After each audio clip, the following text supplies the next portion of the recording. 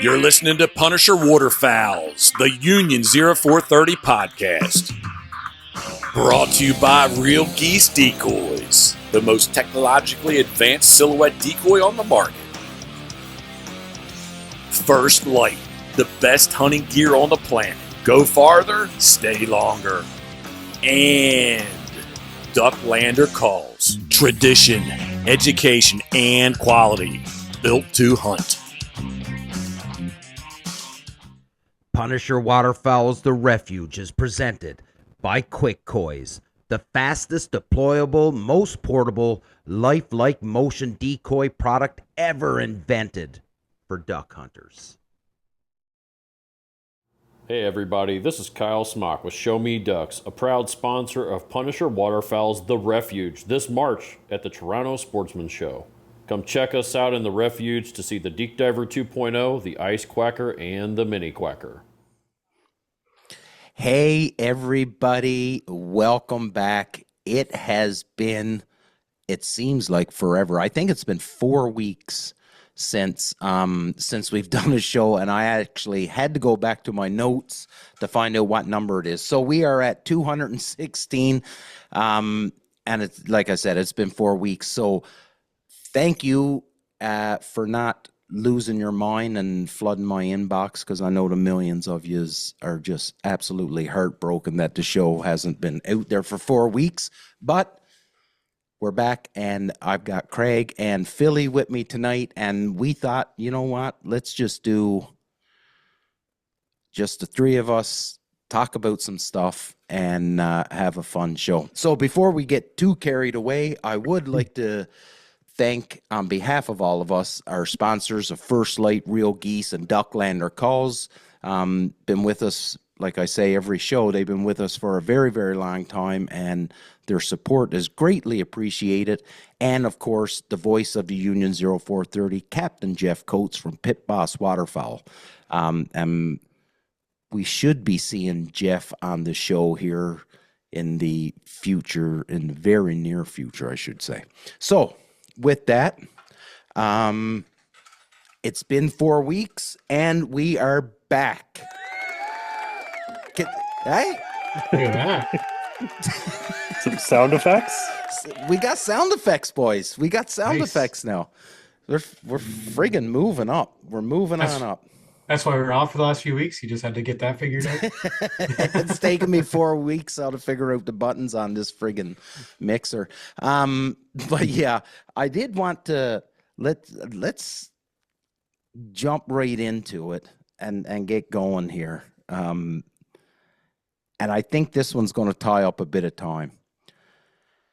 So for those that aren't from Ontario, we are in our conservation late season goose hunt right now. It started on Saturday, I believe, just this past Saturday. And I know you two know what I'm talking about, because I seen you guys comment on the Facebook page, which, you know, Craig, is one thing to see you do it, but I knew Phil was going to be jumping in there. It's not if, it's when and what. Yeah. But so anyways, for anybody that don't know what I'm talking about, so there's a gentleman, he's a guide here. I don't know the name of his guide service, nothing like that, but he is a guide.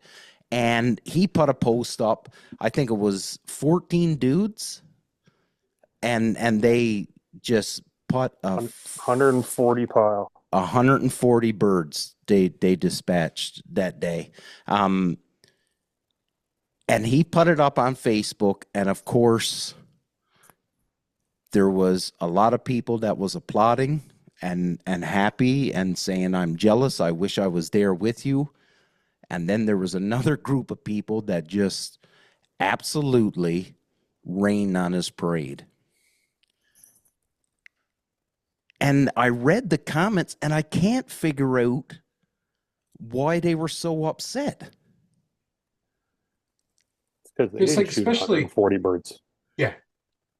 And it's like, I think some people, like, their idea is it's the optics of it, right? You're putting that up there. Non-hunters are going to see it. But it was on a hunting page. Absolutely. It was on the Strictly, hunting Yeah, it's a duck and goose hunting page. Like, that's who's there, right? Like you're there to see it. Most people aren't going to get out for this season, and Yeah. we're in the middle of winter. People are going to love seeing stuff like that, or so you would think. Well, and I think, Craig, it was you on your comment. You had said it's a perfectly legal hunt. It is a conservation hunt. So for people that are in the States and other parts of Canada, and I don't really think it's in other parts of Canada, because I think everywhere in Canada we've got a pretty liberal bag limit on, or your daily limit on Canada's. But in the States, I know there's some places where, you're only allowed 1-2 birds a day, whatever. In this part of Ontario, the Canada geese are a nuisance. They are a nuisance animal right now. And this late season hunt, first off, the people that do, and you guys correct me if I say anything wrong here, but this late season hunt is for people that can't do Sunday hunting, right? Yeah, No, townships it's to where help. there's It's no to help Sunday. combat the overpopulation of geese. It's got nothing to do with like guys who can't hunt Oh, particular is that days. right? It's totally to help combat all these geese that don't migrate, like your golf course birds. Right. The birds that all they do is feed and fuck. That's it. They don't migrate. So That's what I'm this is not for. going to lie. Like I have not looked into the late season goose hunt whatsoever. I didn't even know it was happening, to be honest with you. You're not the only one. Yeah, like I really didn't even know it was happening. So it goes to, my head's just in the clouds right now. So Phil, you're saying anywhere in Ontario right now under the conservation goose hunt this late season, anybody can be hunting anywhere in Ontario? Well, like obviously there's certain WMUs Okay. that like there's this like because it's mostly based around the Sunday gun hunting, right? Okay. So areas that don't have Sunday gun hunting Yeah. get allots for these extra days for this week-long season. Right. But now there is some units. Now it's hard to explain, but like areas that don't have Sunday gun hunting will Yeah. have like the late goose season. Now there are some areas that don't have Sunday gun hunting, particular WMUs, and there's no late goose there as well, if I'm not mistaken.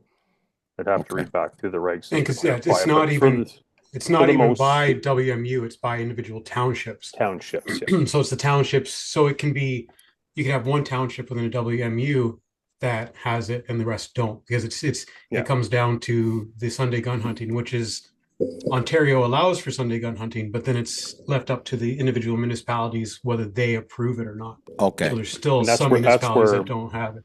Brian McRae comes in.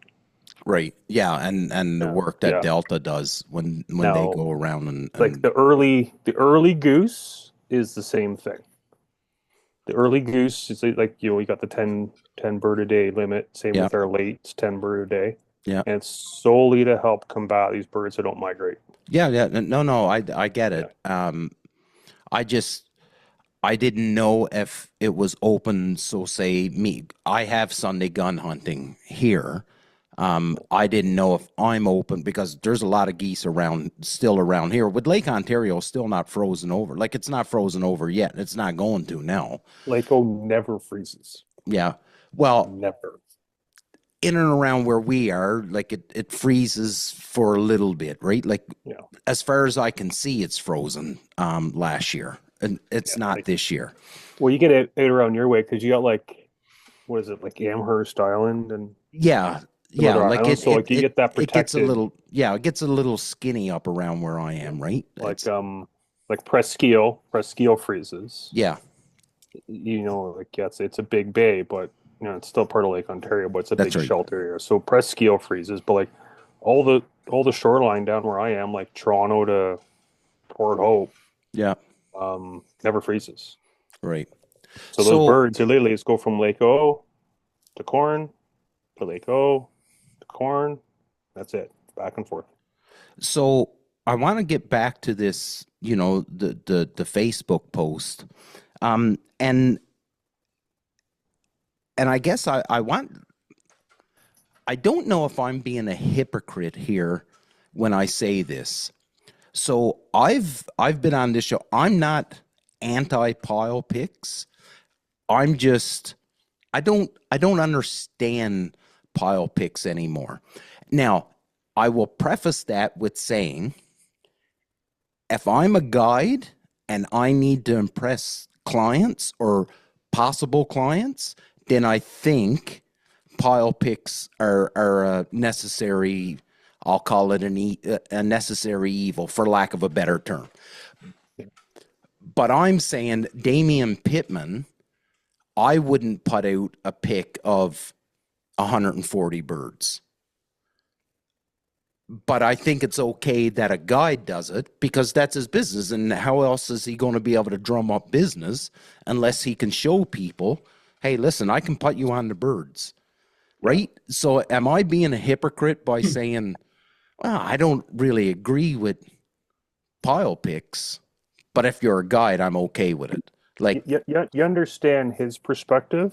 yeah, It's I just not understand your what jam. he's doing. He's trying to make a living. And listen, in that business, if you can't show off what you're doing, well, chances are people aren't going to book with you. That's just, is that not? And I think too, like, well, again, like it's there is the optics aspect of it, but you have to look at where it's being posted. It's being posted in a closed Facebook group, Right. with that crowd in mind, right? Right. And yeah, it's like you've got a short, what is it, 10-day, 2-week season, Something like that, yeah. And some of these guys out there, you'll see they're posting, they've got some cancellations, so they've got days open. So if you've got an opening, you're going to want to show the people that, hey, we got 140 birds. Yeah. And and that's probably the one that's probably, I'm sure there's, depending on how many people were there, they probably could have shot more birds. Oh, I'm Right? sure. And it's I'm sure they could have. Actually, I seen his post today, and I think they limited out again today for the number of people he had. I don't know how many he had, but I think he limited out again today. It's just, I don't know. Like, am I a hypocrite by saying it's good for one but not good for the other? I guess Well, I don't even know if you're saying that. You're just saying, like, you're not going to post it. Like, it's not something you're going to do, but like, you're not saying that nobody else should. And I think that, are they tasteful, right? Like, it's not just a gross pile of bodies. Like, they're laid out. You're showing the group of guys you got there that were out there all day. And like, now I've seen videos posted from that day that Josh has posted, and like the videos are awesome, right? Like, but it's showing like the truck spinning the tires in the snow, I trying did to see that, move stuff around, and like the guys setting up and the decoys and picking up birds and that. So, that was just that initial post. There's more that goes along with it, and that story's being told now too, right? And that's a good point that you bring up, because we had Rusty on one time, and that was one of Rusty's things, right? Rusty had said, listen, I don't really, like, if you're going to show the pile pick, like if you're going to show the 50 birds or whatever, well, tell me the story on how you got the 50 birds. So like what Josh has done and I seen that one video anyways, he may have done more. He's showing the story and hey, listen, it's late season. It's up in Ontario. It's still, on the day that he shot that, it was still -10, -15 here. And I would assume it was close to that where they were hunting too. So it was a cold day. And everything had to line up in order for those birds to work, right? So I just think again, back to my initial question, I don't understand why there was so much hate, because it was a perfectly legal hunt. The picture was, the pile pick was tastefully done, showed nothing but a bunch of dudes that were absolutely jacked to be out this time of the year hunting birds, while the rest of us are sitting around with our thumbs up our ass and we didn't even realize that it was going on. So good for them that they got out. I don't know. It's weird to me that and people were quite upset about it. That's the thing. Like, I don't understand that. Well, the thing I found cool, and like I like the picture, and my comment was in support of it. Yeah. And it's like, first of all, who in North America is still hunting right now? Very few, because I think most things other than maybe snows are still open in the States. And then to see a pile of birds like that coming out of Ontario, right? Yeah. Like all fall, you're used to seeing that from guys who are traveling out west and that, but that's happening in Ontario, the only place where anything's being hunted right now for Yeah. birds. Yeah. And yeah, you got, it's just, I thought it was great. Like I thought like it was a decent picture. I didn't find any reason why anybody should be upset. I think all it comes down to is people's individual, like, they'll start screaming about ethics and that. And it's like, but ethics aren't prescribed. It's like what you find ethical isn't going to be the same thing I find ethical. And, if that's the only argument somebody has, it's like, well, it's not ethical to shoot that many birds. It's like, well, again, if it's legal and you're not dumping them, Yeah. and I think that's the other thing where some people will come at it from that. It's like, well, but who took those birds?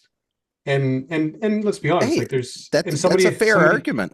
somebody had commented with a meme or whatever, where it was like, all right, who wants to take birds and doing the not it? Yeah. Because that's the reality of it too, right? So I can see people coming at it from that. It's like, okay, like how many of those guys bothered to clean birds or bothered to take them home or who got stuck with them? But yeah, as long as it's legal and as long as you're not wasting them, go for it. And what's the difference between shooting 140 today or 10 today for the next 14 days? Yeah. Fair point. Yeah. It's just not my jam. Like if I'm doing hunt, but plus like my biggest thing is like keeping in mind like the landowners and stuff too, like where you're hunting. Like I don't want it to sound like World War VI outside the farmer's back door. That's how you get kicked out. And like management wise, like running shooting lanes and stuff, like it's a freaking nightmare. Like I 6 guys, like if we're doing panels or like A-frames, 6 guys, 3 in each, like that's my comfort zone. That's my max. Yeah. And that would have to be on a very specific property for that to happen. Yeah, and that's all, and that's cool, right? Because that's your personal, that's you and your 5 buddies, Philly, that you trust and who you go out. I don't know, like I know some of the dudes that were on that hunt. I haven't talked to them, but from what I could tell, it seems like it was a big group of dudes that all knew one another. That's the way it looks to me. Excuse me. It looks like a bunch of dudes that all know one another and they're all comfortable with one another. And as long as it was safe, like I teach their own. Yeah. My thing is this fucking Facebook, like, no, it's the Facebook warriors, bro. So I'm curious. So if that dude, if that guide was sitting in a coffee shop and he had that picture out, let's say he had he just went to Michael's and he got it framed and he's going to put it up in his house, in his man cave. Okay. And if somebody had a problem would they say something to his face? Or would they just walk on and put their nose up in the air and then complain about it later? Mm-hmm. Like, would they say something to his face? Or is it only because you're untouchable, because you can just get on Facebook and you can make your claims and you could tell somebody that they're doing something wrong and there's absolutely no repercussions? And some of these people can get pretty downright mean and very insulting in some of the things that they say, but there's no repercussions. So, like, what are you doing? I know we use that term, like Facebook warriors and all that bullshit. But, like, I don't understand what you get out of complaining on Facebook. Like, I don't understand what the point of it is. And listen. It's like arguing with a toddler. I get on Facebook and complain about politics all day long. And I just do it, I don't know, as a vent, I guess, because I just need to put that negative energy out somewhere, because it's no good for me to talk to my wife and kids about it because they just roll their eyes. You're going to lose. Well, they just roll their eyes and they go, Dad's crazy old man and whatever, right? He's just grumpy. But yeah, arguing on Facebook is like arguing with a toddler. I don't get it. I don't understand why you put the effort into ruining something that someone was obviously, again, it was legal. They obviously were safe. They did it the right way. Everything was tasteful. There wasn't blood and guts hanging out everywhere, and people sticking the bill of the goose in the rifle of the gun, and none of that stuff. It was a tasteful pick, legal, in season. I just don't know why people got to complain. Well, and especially because some people came out with some of the things that you both have said, where guys were like, "Well, it couldn't have been safe with that many people." It's like, well, but you're just grasping at straws, right? Yeah. Like you're trying to find a reason to be. Yeah, it's like you're trying to find a reason, and people talked about, what it would sound like and this and that, but like where were they?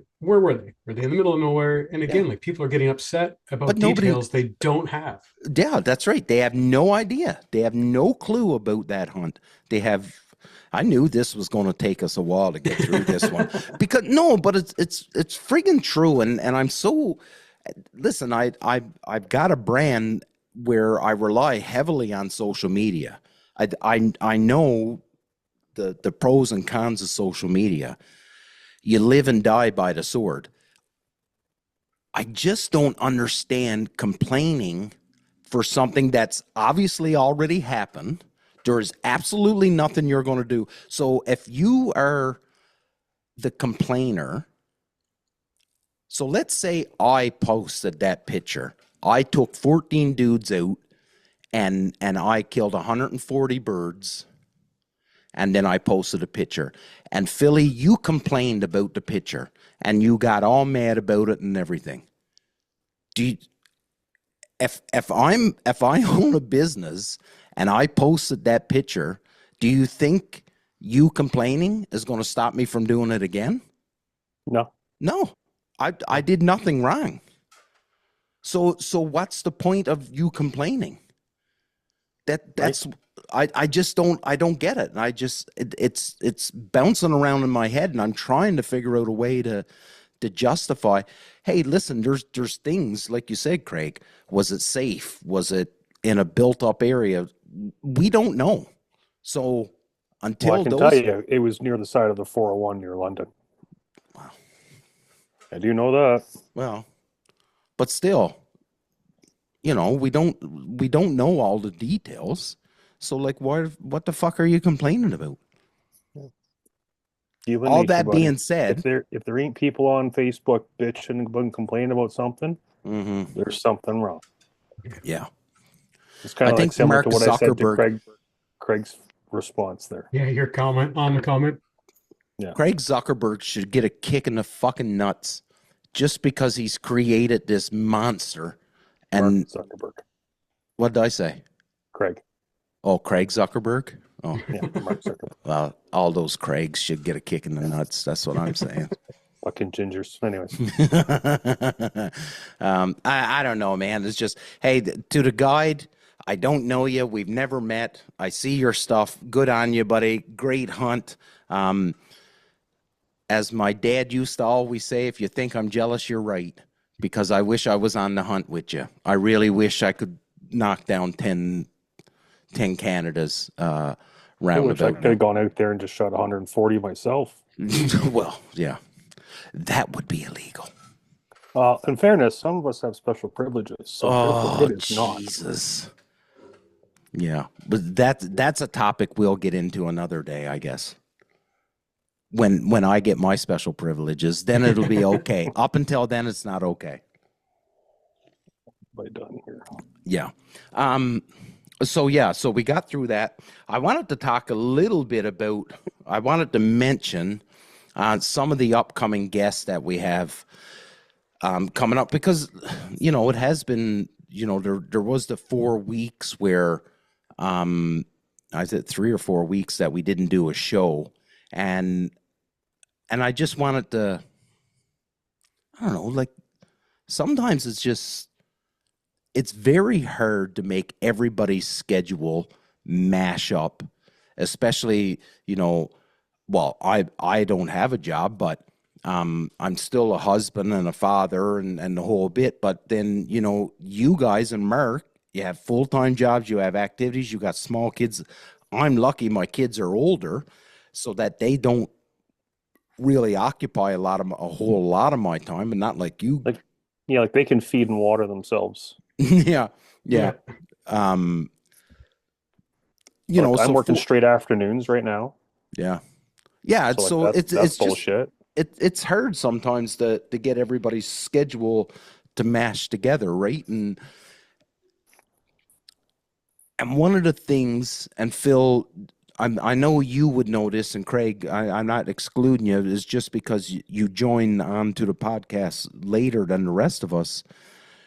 But one of the things that we really took pride in was that every week we were doing a show, and we did that for so long, except you know the odd time when summer vacation or Christmas would come up, we would take a break for a week or two, but really, other than that, there was never really any long stretches where we didn't do a show. Well, shit. This May will be our 5th-year anniversary. No, not 5 years, I is it? shit you It not. started in 2020, didn't it? Like May during COVID. May of fucking Rona. Really? Yeah, bro. Because This May one will of be those 5 years. one of Wow. those first 3 episodes that we did was my birthday. My birthday's in May.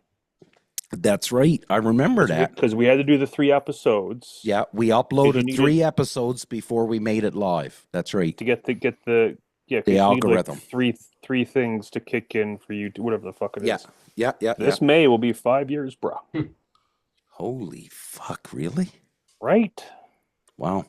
It was Where like, has yeah, the time having gone? listened to like every episode from the beginning, it's like I think there was like one other time, maybe 2, where like you were on vacation or something. Yeah. But even most times, it's like Dave would run a Dave would an run a episode. But I think there was once where it was like maybe 2 weeks or something like that. Yeah.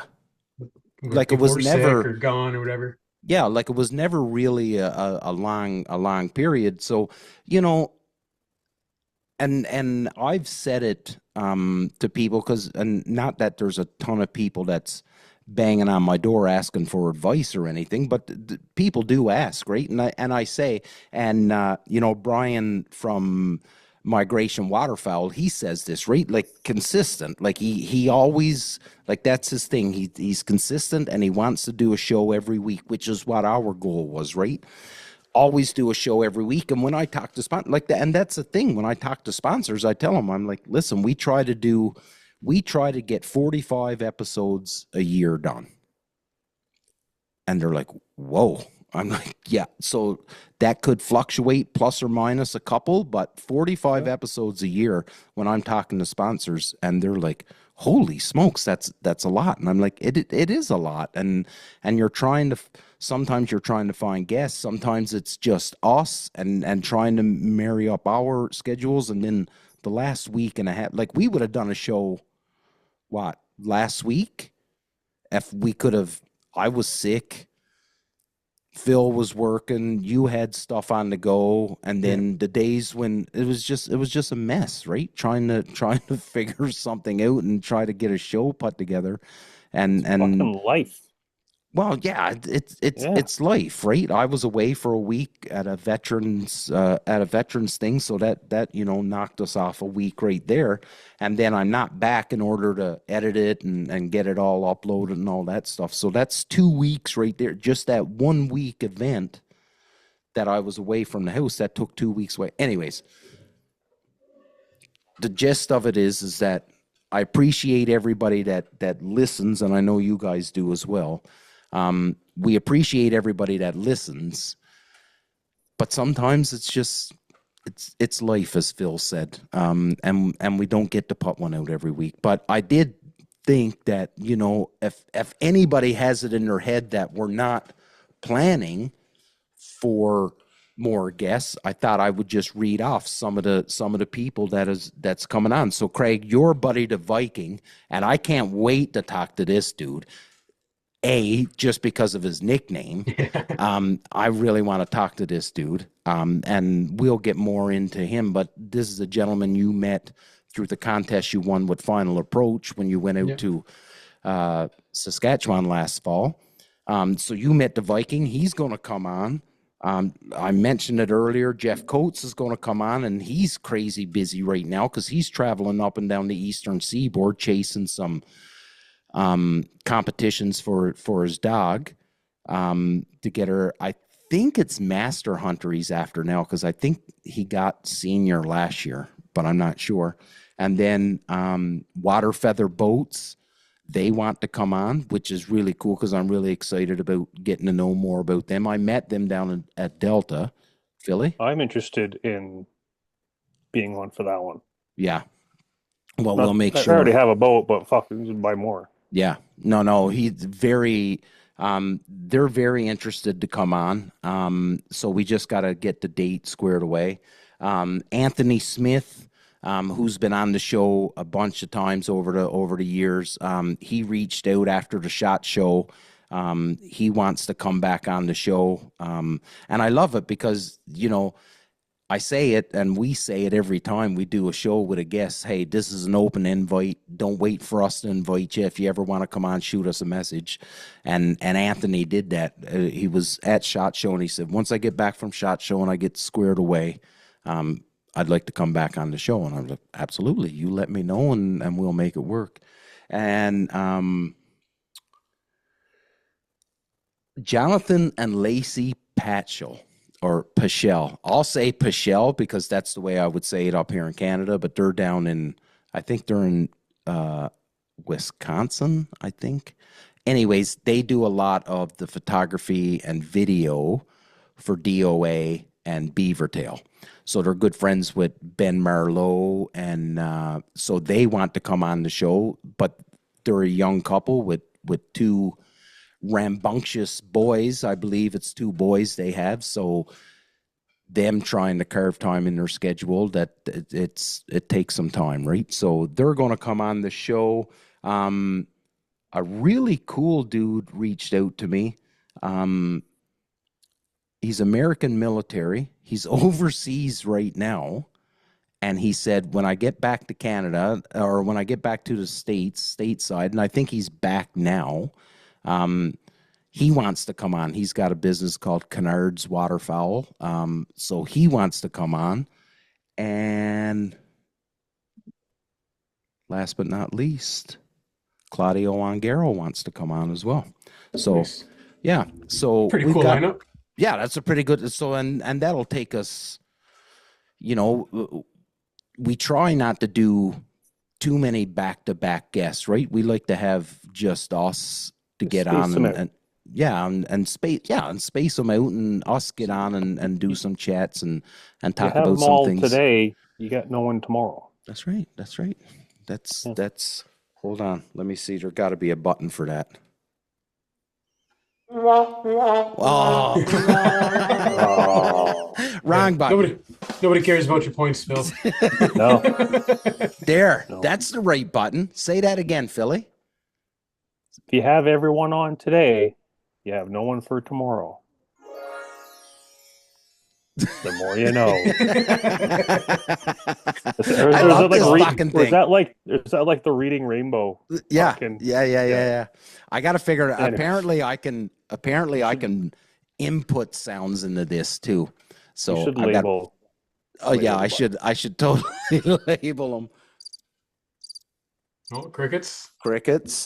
I remember there was one time, it was probably a couple of years ago, you guys had an episode and there was like a cricket. I just remember whose it was. There's a cricket in the background. It was Ryan Bro had it in his garage. Oh yeah, he was losing his mind. That's a cool lineup though. Should be fun, like especially a couple of the guys were just at SHOT Show, right? Yeah. And it's be cool to hear about that. And like I know the Viking, like he went hunting throughout the States once because I think he went hunting somewhere around the show, but then I think he met up with Mario. And I don't know where they were hunting, but yeah, they were running out the season, so should have some cool stories. No, and I tell you, like, so it's cool with the people that, you know, that I know and stuff. And some of the people that I know, I sort of know what they want to talk about because I follow them on social media and I know what they've got coming up. But then when somebody reaches out to me and they want to come on, then I get excited because I'm like, oh, they want to talk about something that nobody really knows about.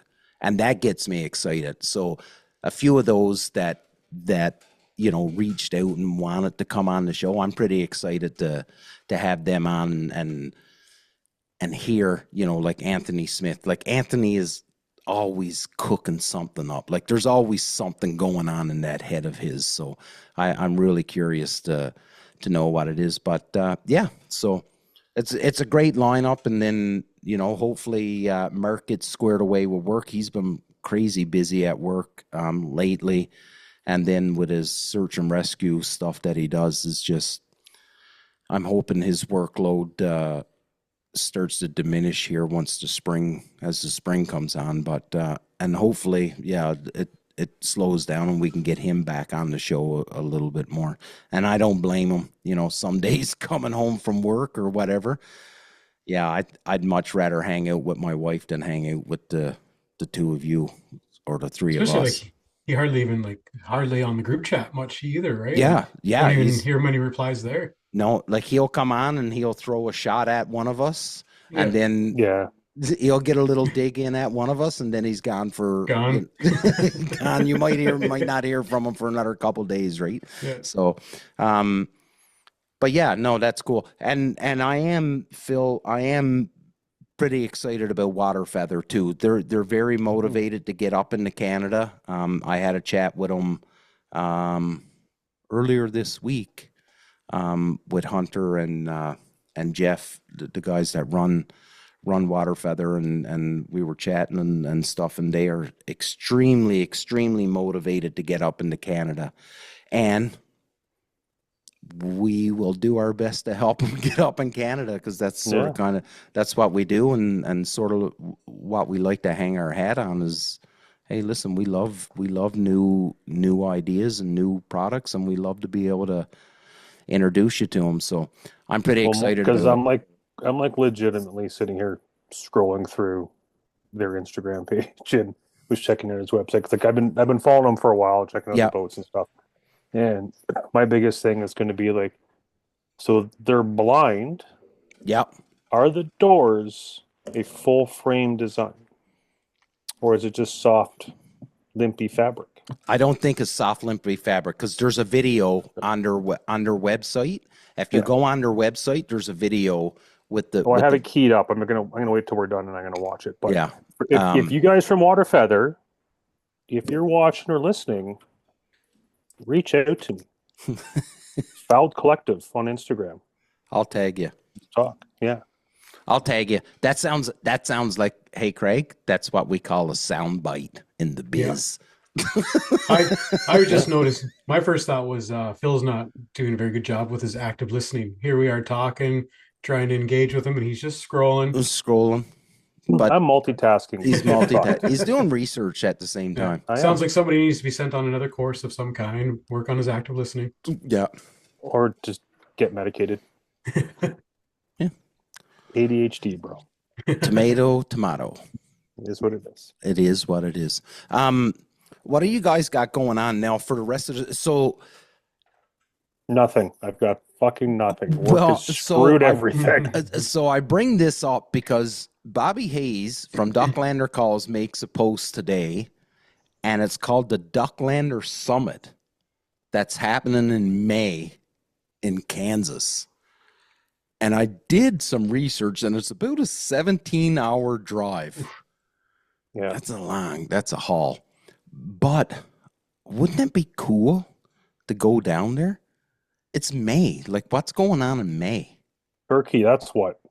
Oh, Turkey. Turkey, May 2-4 weekend. I may be back out at Okamic again. Oh, really? Some DU stuff, yeah. So like Be selling firewood at our trailer park. Oh, well, so Craig and Phil won't be joining me on the trip down to Kansas if I can pull it off. I'm not confirmed yet. Somebody else could go. Okay. I'm still trying to figure out Oklahoma. I thought you had it figured out. Yeah, I thought you had it figured out. Well, I did with a previous work schedule. Oh, right. Yeah. Well, I think Oklahoma is going to be a pretty good time, just from the people that I've been talking to that are making the trip. So I was a bit concerned because last year when we were in Baton Rouge, like a lot of the companies are from down in that area, right? From Tennessee and Arkansas and Louisiana, right? Like a lot of the brands are down in the South, Mossy Oak and all this stuff, right? And I was like, man, not that Oklahoma City is that far away, but it's still far enough away. And I was like, man, is it going to be the same? And everybody I'm talking to they all seem like they're all still going back. So it should be a good time. Well, if you don't go, there's no other show otherwise. So, well, and then, yeah. Well, and let's not forget, I would be remiss if I took 60 minutes for a show tonight and I didn't talk about the refuge. Nice segue. Yeah, like, listen, let's not kid ourselves. I've got to get a plug in for that at some point tonight. So that's happening in March, which It's 2 weeks this Thursday. Yeah. Hey, I'll tell you what, this is a good thing. And I don't think he would mind me saying it. And I'll message him after this and I'll say that I brought up his name. And if he does mind, then this section will be all muted and it'll be just like 2 or 3 minutes of us just talking, but just quick head movements, but no sound. But so anybody, I would think anybody that's into diver hunting in the Great Lakes area, and even on the big water of the Atlantic, they would know the name Banks Boats. And so the history of Banks Boats that was an Ontario product. It was built down, I think it was Port Rowan, right, Philly? Yep.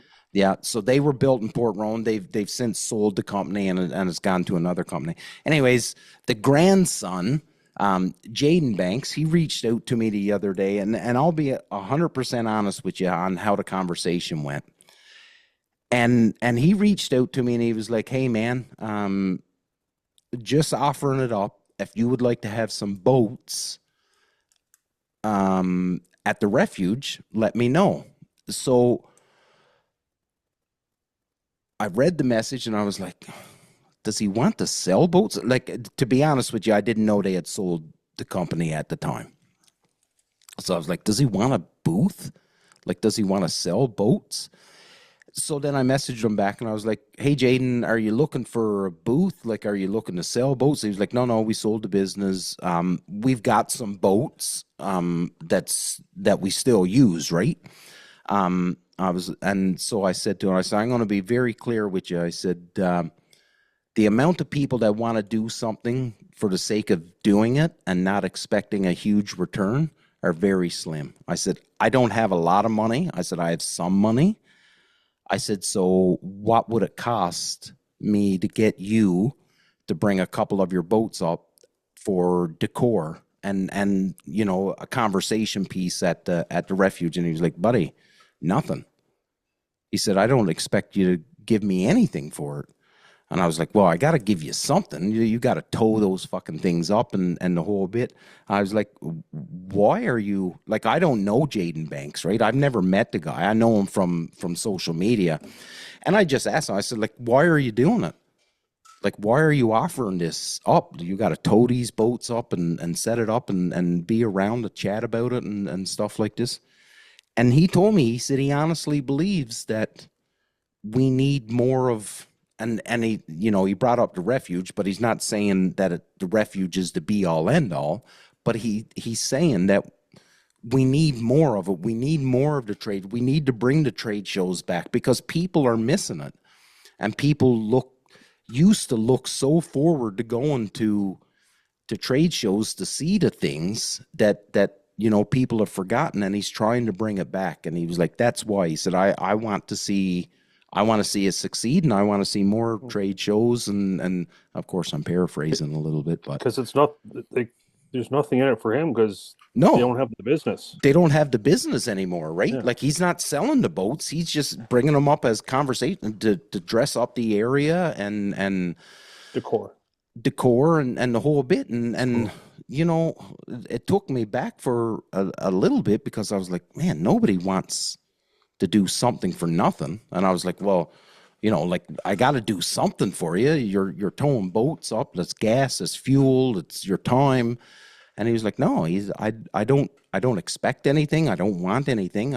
I just want to see this grow, and I want to see it build. And not the first year we done it. Yeah, it was the first year that we did the refuge. So the second year at the show, but the first year for the refuge, fowl dog duck calls and heron goose calls. They had done the same thing. They were like, here's a dozen of each calls, sell them, make some money, because we believe in what you're doing, and we think that it'd be a good thing. And that first year was rough, and thankfully, because of them two, we were able to make a profit that year. But she was tight, and either way, I just wanted to put it out there that people see the value in it, and it's not just a refuge. When I say they see the value in it, they see the value in the trade shows, and that's ultimately what we're trying to do. We're trying to bring it back so that the trade shows become something that people go out of their way to come do. And what's that saying? Rome wasn't built in a day. So hopefully, after I don't know how many years it's going to take, but hopefully sometimes we'll get it to where everybody just comes in and they're just blown away, and they're like, this is amazing, and this is exactly what we need. It's going to take time.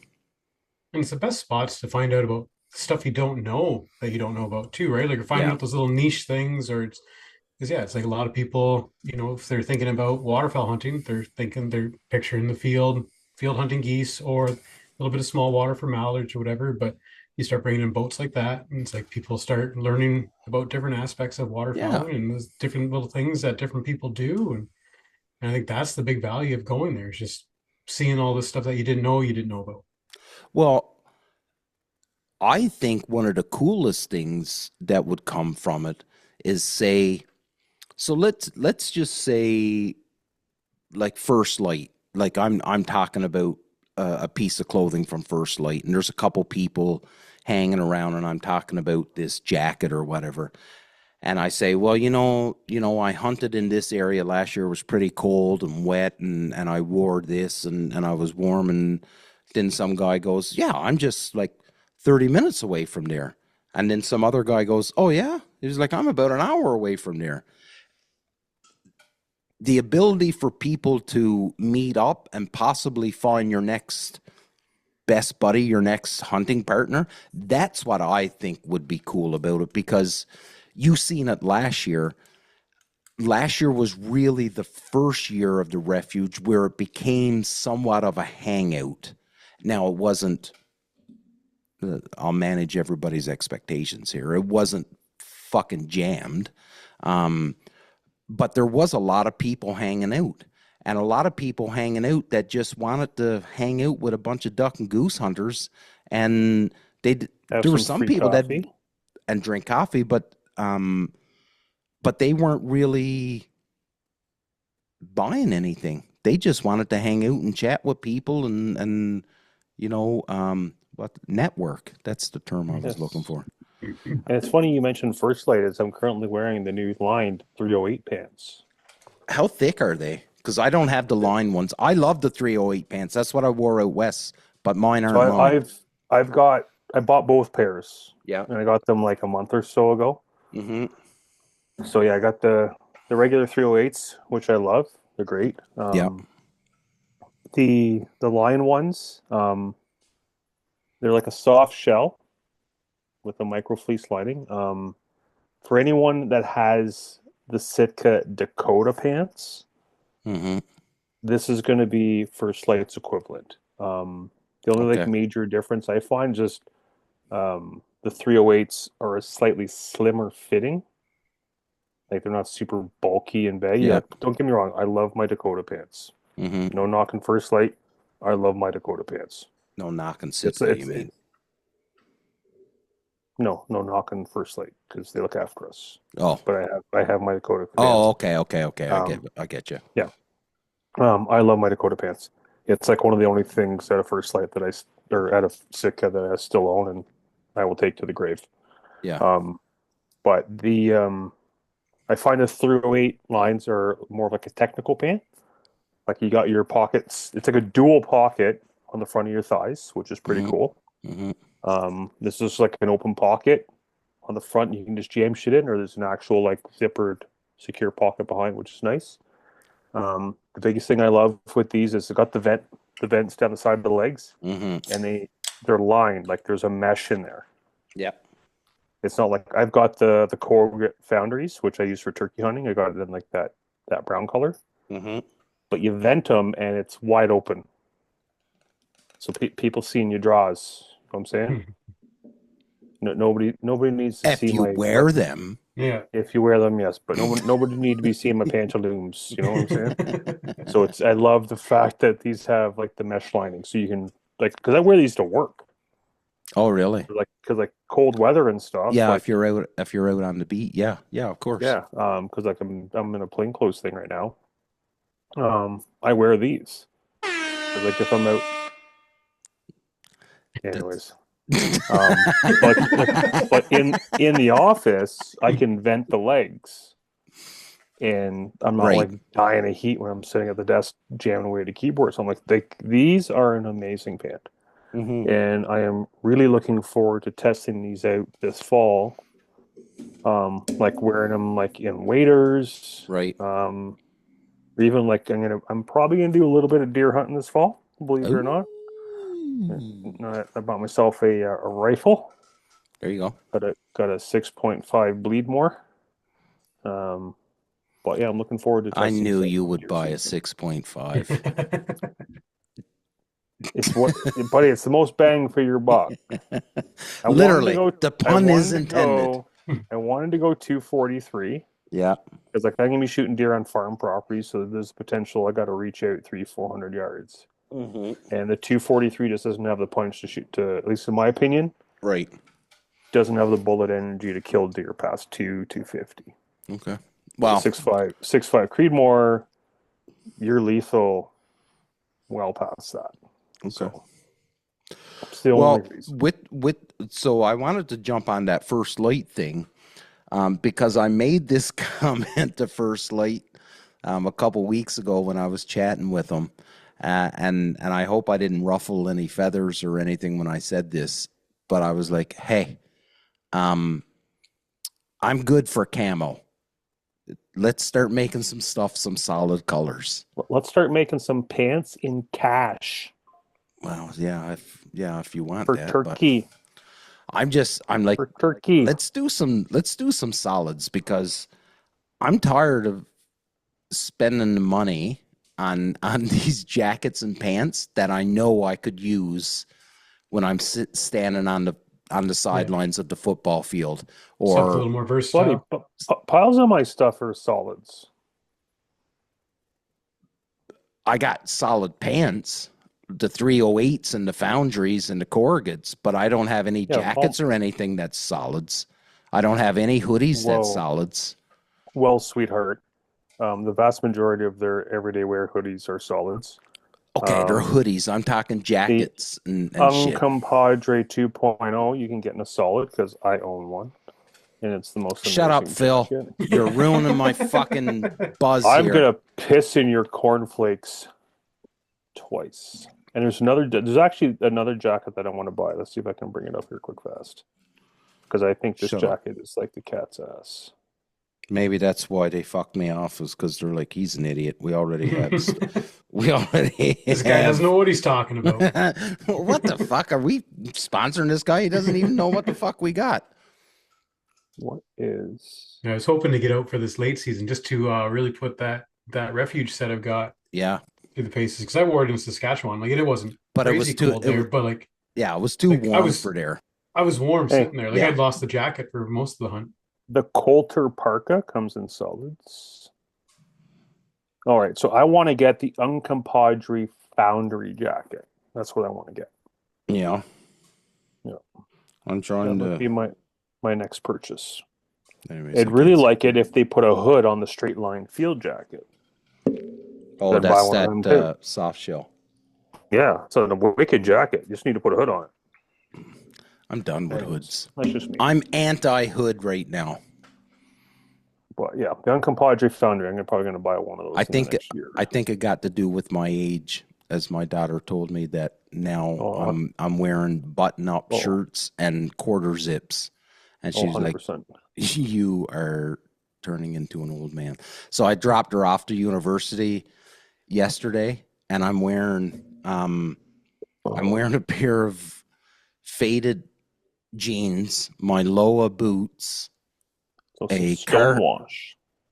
Carhartt button-down shirt with a dad hat, and she goes, "You look so old right now," and I'm like, No, what you need to do is fuck. swap out those boots for some New Balance. Yeah, white cross trainers with grass yeah. stains. Yeah, you That need was the New Balance. in the bro. army. In the army, we used to have a joke like if you were a sergeant and above, that was the bar clothes. You went with a pair of New Balance runners, Levi's, and like a fucking golf shirt. That was what sergeants wore to the bar when we were young fellas. It was the NCO kit. So I will not wear runners with jeans. I draw the line there. But anyways, boys, we are It's been an hour. Yeah, it's been an hour. So let's tidy this one up.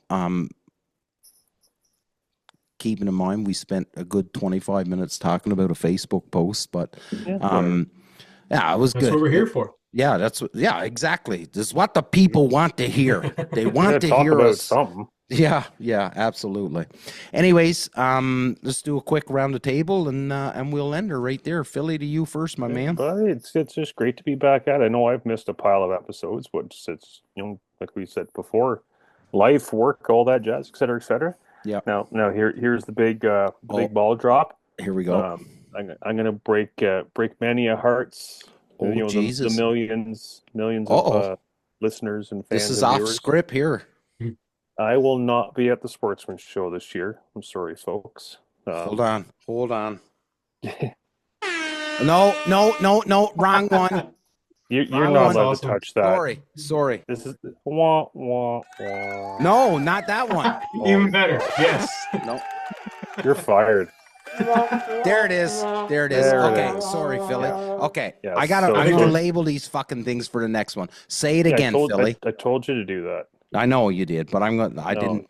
It's already lost its moment there. I think the cheering that Phil's not there is the best mistake.